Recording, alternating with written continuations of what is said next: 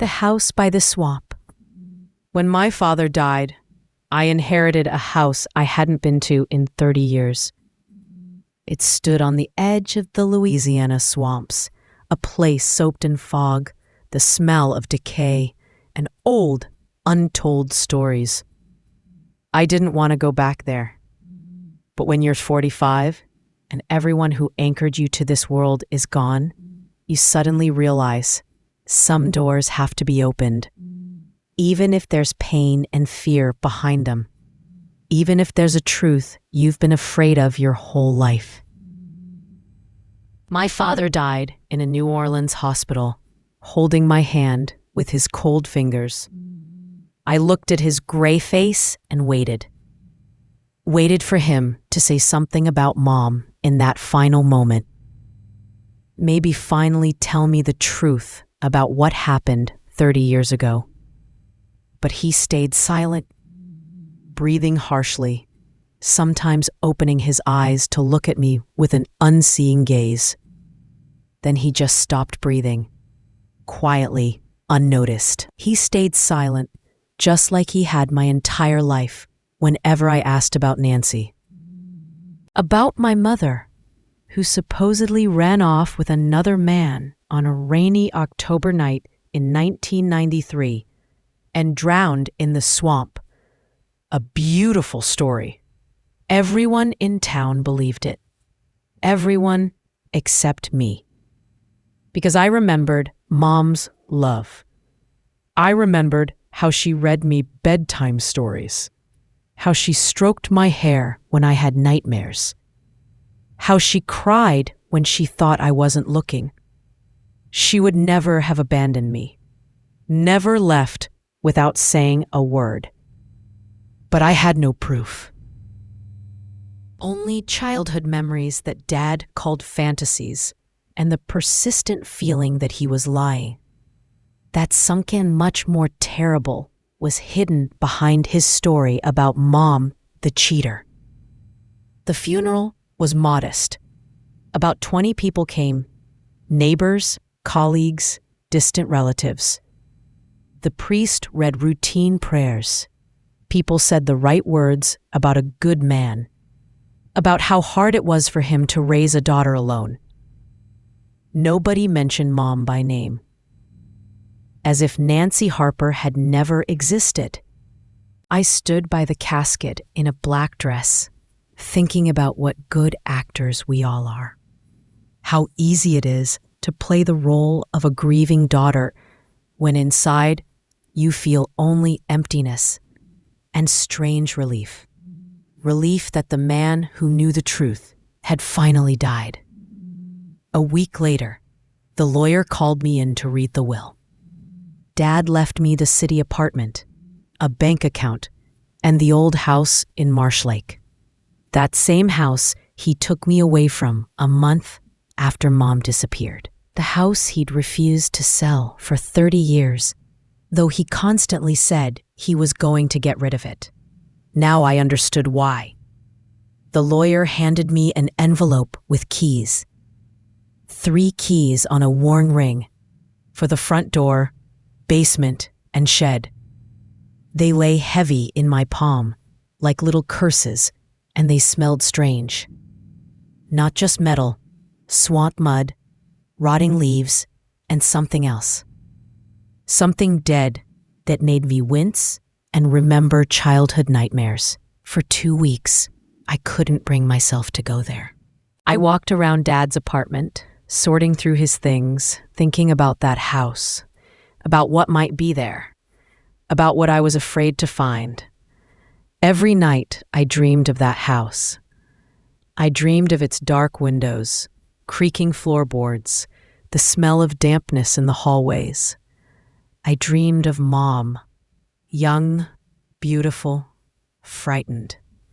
She called to me, reached out her hands, said something, but I couldn't make out the words. Then she would disappear, dissolve into morning mist, leaving me alone with questions no one could answer. On Friday morning, with rain drumming on the windows, I finally decided. I got in my car, put the keys in the glove compartment, and drove toward the past. The drive to Marsh Lake took 3.5 hours.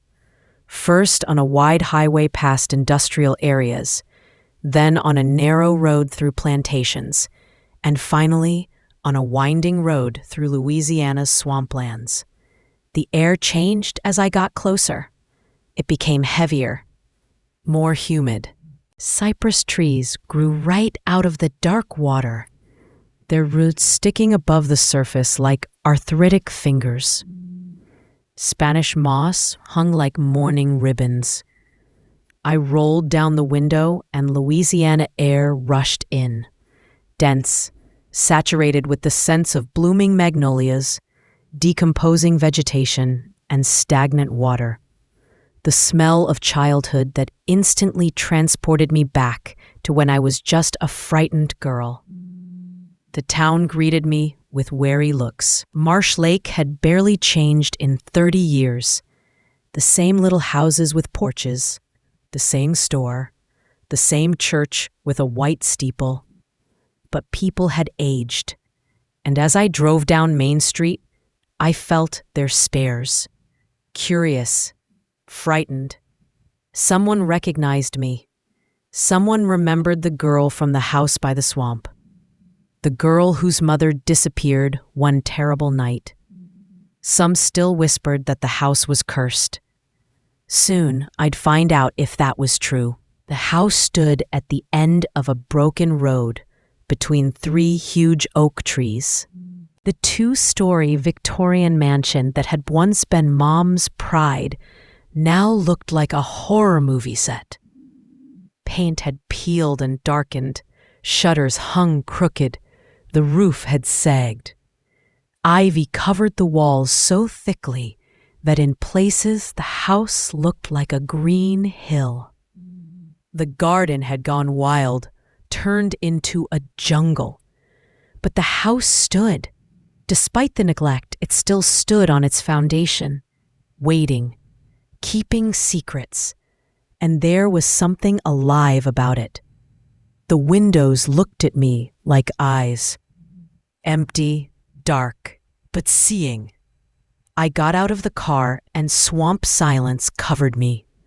No sounds of civilization, just rustling leaves, water splashing somewhere behind the house, a distant heron's cry, and something else, whispering, barely audible but insistent. Maybe wind in the leaves, maybe my imagination, or maybe. The key turned surprisingly easily, too easily for a house that had been empty for 30 years. The door opened with a long creak, breathing dead air into my face. The smell hit like a slap. Not just mustiness, something much more sinister. A sickly sweet aroma of decay mixed with mold and something chemical. I entered, covering my nose with my hand. The hall greeted me with twilight. Windows were shuttered. Sunlight came through in thin strips. Rose-patterned wallpaper had peeled and hung in tatters. The parquet floor had buckled from humidity. But the most surprising thing, it was too clean for an abandoned house. There wasn't a thick layer of dust. Photos on the walls weren't covered in cobwebs, as if someone regularly cleaned here. But who? Dad never came here. He was afraid of this place. Family photos hung on the walls. Mom, Dad, me, all smiling, all supposedly happy. Mom young, beautiful. She didn't know that in a few years she'd die at the hands of the man who swore to protect her. So many lies in those smiles. I went to the kitchen, and my heart stopped. Mom's cup sat on the table, white with little blue flowers, her favorite. Next to it, a saucer with dried sugar crumbs. How was this possible? Mom disappeared 30 years ago. On the stove, the old kettle she put on every morning. Water sloshed inside, stagnant, covered with film but water. On the windowsill sat plant pots. Everything had dried up, turned to skeletons, but the pots remained in their places. Mom loved flowers so much. And on the wall hung a note, the piece of paper pinned with a tack. Mom's handwriting, slanted, with characteristic flourishes. A recipe for lemon pie, her specialty. Lemon pie for Evie. 3 eggs, 1 cup sugar, lemon zest. She'd planned to bake it for my 15th birthday. The birthday we never celebrated because 3 days before it, she disappeared. But the note looked fresh. The paper wasn't yellowed. The ink hadn't faded. I took down the note with trembling hands. The handwriting was definitely Mom's. I remembered it from school notes, shopping lists, holiday greetings. But how could she have written it? She was... Something creaked behind me. I turned, no one there, but the feeling of another presence wouldn't leave. As if someone was watching from the shadows, I pressed the note to my chest and cried. For the first time since Dad's death, I really cried. Not from grief for him, but from pain for Mom. For the woman who planned my celebration, not knowing she was planning her own death. I needed to go upstairs. I needed to find answers. Every step creaked under my feet, the same sound as 30 years ago. The hallway was shrouded in twilight, but I remembered every inch of it. My room greeted me with the smell of childhood. Everything was exactly as I'd left it. At 14, a bed with a paint coverlet, a desk by the window, shelves with books. Time had stopped. On the desk lay an open notebook, an English composition, my hero. I'd written about Mom, about how kind and beautiful she was, how well she cooked and sang lullabies. I didn't know then that in 3 days she'd be gone. On the windowsill stood a framed photo, Mom and me at a lake picnic. I was 10, hugging her neck, both of us laughing. Happy times, before Dad turned into a monster. I picked up the photo. The glass was dusty, but the faces clear. Mom was so young, only 29. Her whole life ahead, plans, dreams. She didn't know that in 4 years she'd be murdered. The master bedroom was at the end of the hall. I stood before the door, unable to turn the handle. Behind this door, their fights had happened. Behind this door, Dad first raised his hand to Mom. Finally, I entered. The room greeted me with the scent of Mom's perfume, lavender and vanilla, a fragrance I remembered from childhood. But how could it have lasted 30 years? The bed was made with Mom's embroidered coverlet. On the vanity sat her things, a brush with a few blonde hairs, powder compact, lipstick, everything in its place, as if she planned to return any minute. I went to the dresser and started opening drawers. First, Dad's things. Ties, handkerchiefs, cufflinks. Second, Mom's scarves, gloves, jewelry. The third drawer stuck. It only pulled out halfway. Something was blocking it. I knelt down, looked behind the dresser. Between the drawer's back panel and the frame was a gap. I reached in and felt something thin. I pulled, a click, and I held a leather-bound notebook. Mom's diary. My heart pounded so hard I could hear it in my ears. With trembling hands, I opened the first page. Mom's handwriting, blue ink, a date, 3 months before she disappeared. The diary revealed how Henry had started coming home in bad moods. Something would happen at work, but he wouldn't talk about it. He'd been harsh with me at dinner, making me cry. Mom wrote that she didn't understand what was happening to him, that he'd never used to raise his voice at his daughter. The next entries showed Henry becoming more suspicious. He'd interrogate Mom about where she went in town, check receipts from stores, ask who she talked to. He acted like she was hiding something. But what could she hide in that backwater town? Later entries described how he'd forbidden her from going to town alone, saying he'd buy everything himself. When she objected that she wanted to choose groceries herself, he got angry, telling her that a wife should obey her husband. Mom wrote that this wasn't the Henry she'd married. Page by page, the situation worsened. Dad became more controlling, aggressive. He forbade Mom from meeting friends, got angry if she was late, checked her things. The violence escalated from there. Mom wrote about how he'd grabbed her wrist so hard it left bruises, all because she'd said hello to neighbor Mr. Thompson. Henry accused her of flirting with other men. How could anyone flirt with a 70-year-old grandfather? She wondered. Bruises appeared more often. First on arms, then shoulders, back. Mom hid them from me, but I sometimes noticed her wince. She described how he was getting more aggressive, how he'd pushed her and she'd hit her back on the doorframe. She told me she'd fallen down the stairs, not wanting me to know the truth, not wanting me to fear my father. But she was scared, more and more scared. The last entries were written with a shaking hand. He'd become strange, she wrote. He said she belonged to him, that without him she was nothing, that if she tried to leave him she'd regret it. She was scared for me, wondering what would happen if he took it out on me. And the final entry described her decision. He thought he could keep her there, but she'd decided everything. The next night, she would leave. She wasn't afraid anymore. She would take me. We'd go away forever. The entry was dated the evening before she disappeared.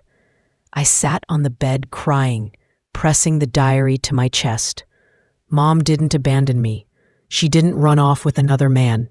She was planning an escape, wanted to take me to a safe place. But something went wrong that night. Something terrible. I remembered that night. I woke up to shouting downstairs. Mom's voice, tense, frightened. Dad's, angry, threatening. Then footsteps on the stairs, door slamming. In the morning, Dad told me Mom had left, that she wasn't coming back, that we had a new life now. But I heard her scream that night. A woman's scream. High, cutting. Then silence. The kind of silence that means something has ended forever. The next day, I went down to the basement. All my life, Dad had forbidden me to go there. Said it was dangerous, that the stairs were old, that I could get hurt. Like an obedient daughter, I never broke that rule. Now I understood. He wasn't hiding danger, but truth. I found the basement key where Mom always hid important things. In the music box on her vanity. A beautiful box with a ballerina that spun to Beethoven's Moonlight Sonata. When I opened it, the melody chimed in the house's silence. Thin, sad, it echoed through the rooms. And I thought I heard someone humming along somewhere. The key lay under the velvet lining, wrapped in a piece of white fabric. The basement door was massive, oak. The key turned with difficulty. The lock had rusted. The hinges squeaked so loudly I jumped. Beyond the door yawned black emptiness. I found the light switch. A bulb flashed on, illuminating wooden steps. 13 steps. I counted them going down. The basement was bigger than I expected, and strangely clean for a room that hadn't been cleaned in 30 years. No cobwebs, no piles of junk. Along the walls stood shelves with preserves. Supplies Mom made every fall. Jars of jam, pickles, marinated vegetables, everything neatly labeled and dated. The last jars were made in fall 1993, a month before she disappeared. But in the far corner of the basement was something different. Something that made me stop dead. A radio station. Old, from wartime. The kind military radio operators used. Next to it, a microphone on a stand, headphones, strange equipment with lots of switches, and on the table, a large reel-to-reel tape recorder, American-made. Near the recorder lay one reel of magnetic tape. On it, a date written in familiar handwriting, October 15th, 1993, the day Mom disappeared. My hands shook as I loaded the reel into the recorder. The machine was old, but in working order. The tape began to turn slowly. Static crackled. Then, Mom's voice came through the speakers, alive, warm, beloved. She told me that if I was hearing this, it meant she didn't make it, that something had gone wrong with her plan. She was afraid Henry wouldn't stop, afraid of what he might do to me. Her voice trembled with fear and despair as she apologized, saying she was sorry she couldn't protect me. She'd thought she had time, thought she could arrange everything and find us a safe place. But he'd found out about her plans. She was recording this at the last moment, she explained. He'd gone to town but would be back soon. And when he returned, she knew what he'd do to her. He'd already threatened her, said if she tried to leave him, no one would ever find her. Her voice became quieter, more frightened, as she told me that if I ever heard this, I should know she loved me more than life itself. Everything she did for me, so I'd be safe, so I'd have a chance to grow up and be happy. Then, almost in a whisper, she said that if she was gone, I shouldn't believe his version. She would never abandon me, never. And I should remember that whatever he said, I wasn't to blame. Nothing that happened was my fault. The recording cut off. Static, then silence. I collapsed into a chair by the recorder. My legs wouldn't hold me. My vision darkened. Mom knew she was going to die. She recorded a message for me in her final hours. She thought of me while preparing for death. Dad killed her. The night she tried to escape and take me. He killed her. But where was the body? Where did he hide it? I needed to find people who remembered that night. I needed to learn the truth. Few people from those times remained in town. Most old-timers had died or moved away, but Mrs. Larkin still lived in the same house across the road, a small, dry old woman who was now 73. When I knocked on Mrs. Larkin's door, she opened it and gasped, telling me how much I looked like Nancy, just like my mother, but older. We sat in her kitchen drinking tea from thin china cups while she told me everything. Mrs. Larkin remembered that terrible night. She couldn't sleep because of knee pain and had been sitting by the window with a heating pad, watching our house.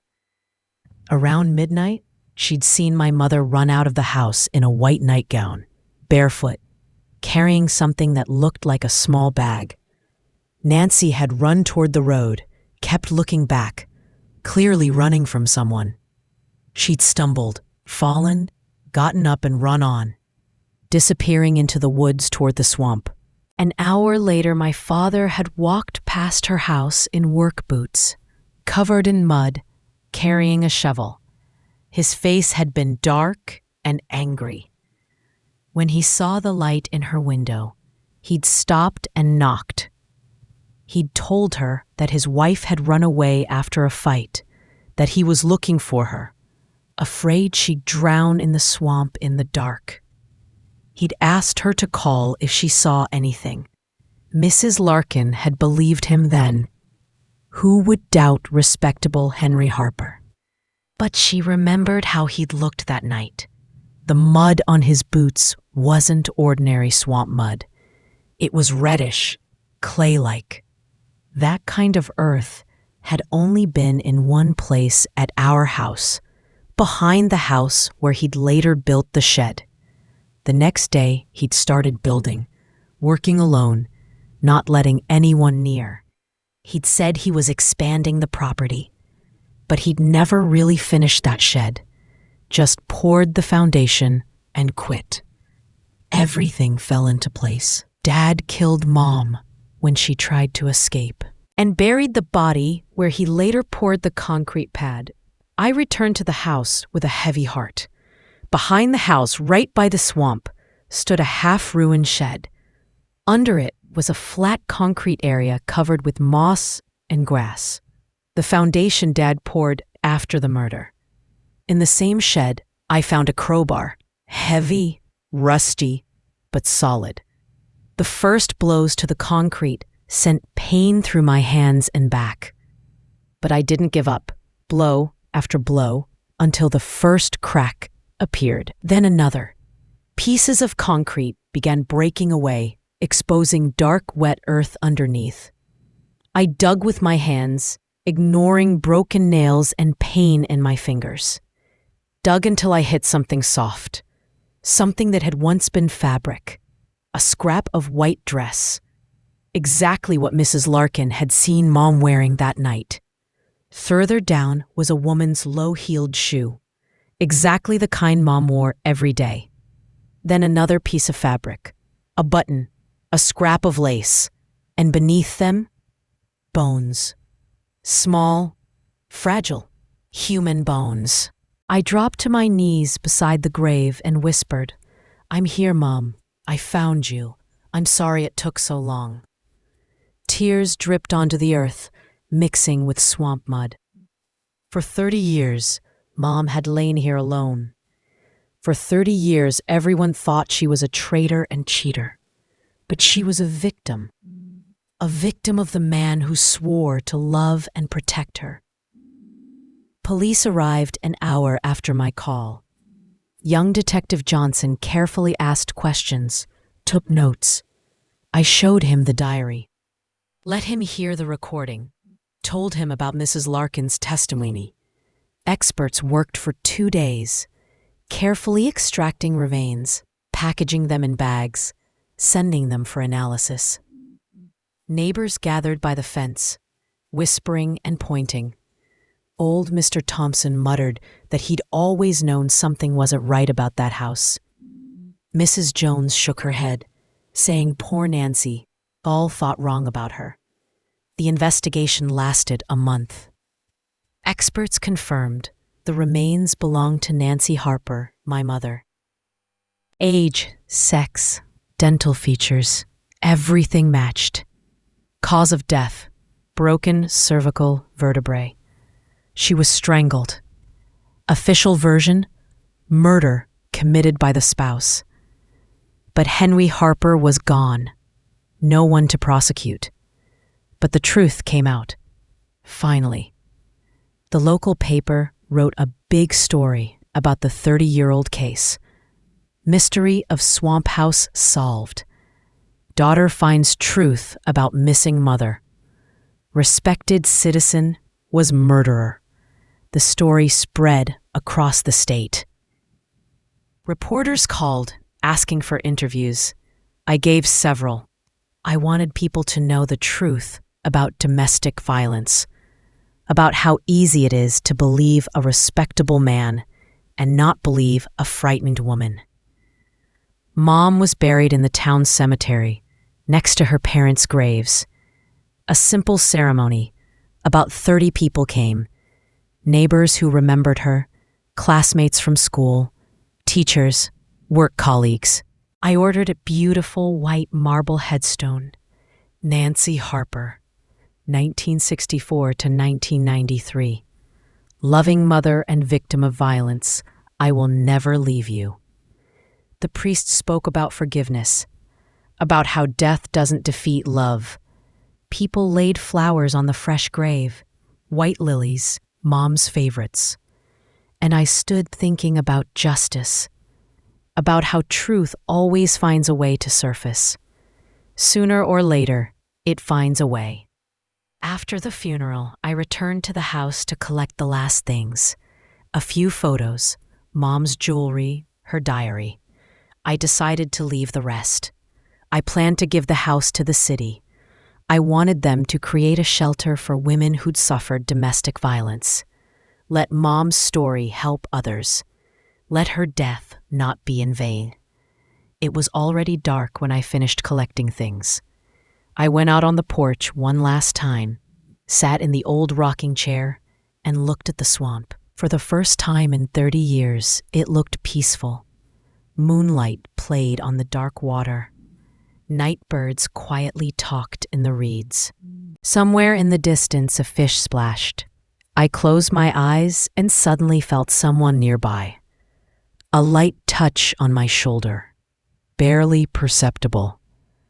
I opened my eyes and saw her. Mom stood at the edge of the porch in that same white dress she'd disappeared in 30 years ago. Young, beautiful, like in old photographs. She looked at me with such love and tenderness, my heart was ready to break.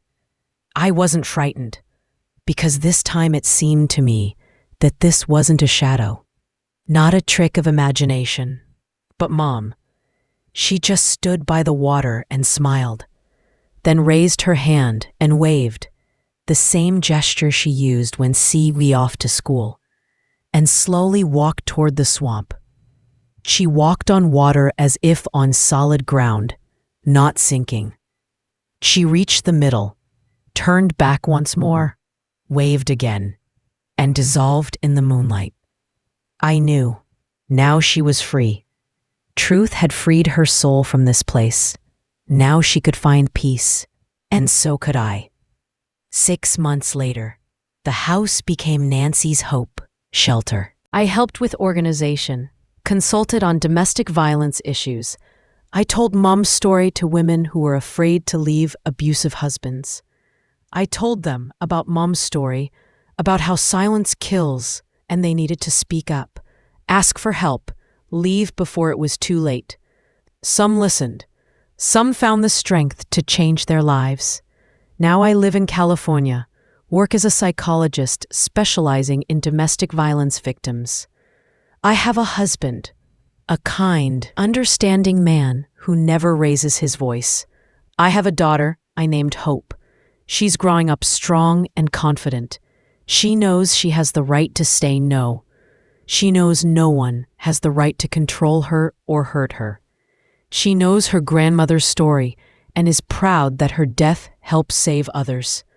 Sometimes, especially on rainy nights, I dream of that house by the swamp.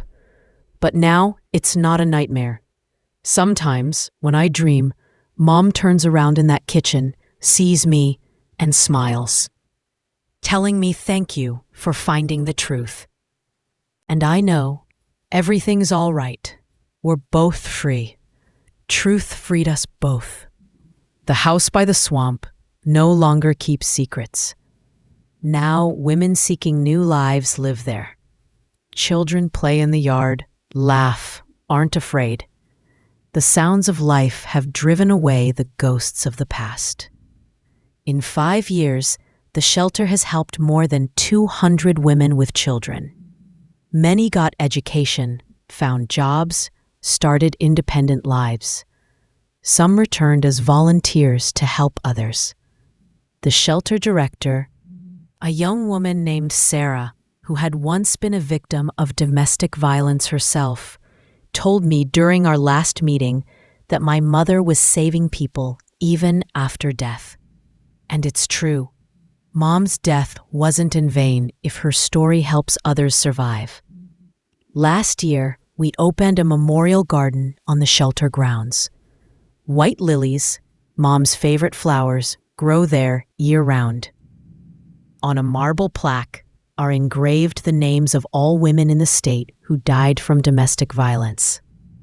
Mom's name is first on the list. But sometimes The women from the shelter say on moonlit nights you can see a silhouette in a white dress by the water. She stands on the shore watching the house where she once lived. She doesn't frighten or threaten. She just makes sure no one else suffers within those walls. And the women aren't afraid of this ghost because they know it's not an evil spirit. It's a mother who finally found peace and continues protecting other mothers. Mom's love proved stronger than death, stronger than lies, stronger than fear. In the house by the swamp now lives not pain, but hope. The same hope as my daughter's name, Hope. This is a story about how truth always finds a way to surface, how a mother's love doesn't die with her, how even the most terrible secrets can't defeat the human drive for justice. It took me 30 years to find the courage to return to that house. Another 30 years of doubts and fears before I picked up that crowbar and started breaking the concrete under which truth lay. But I did it, and Mom finally got what she deserved: peace, justice, and remembrance. Not as a woman who abandoned her family, but as a victim of domestic violence, murdered by her own husband. Now her story helps others. And maybe that's the best memorial that could ever be imagined. A place where death became life, fear became hope, and silence became truth that sets you free.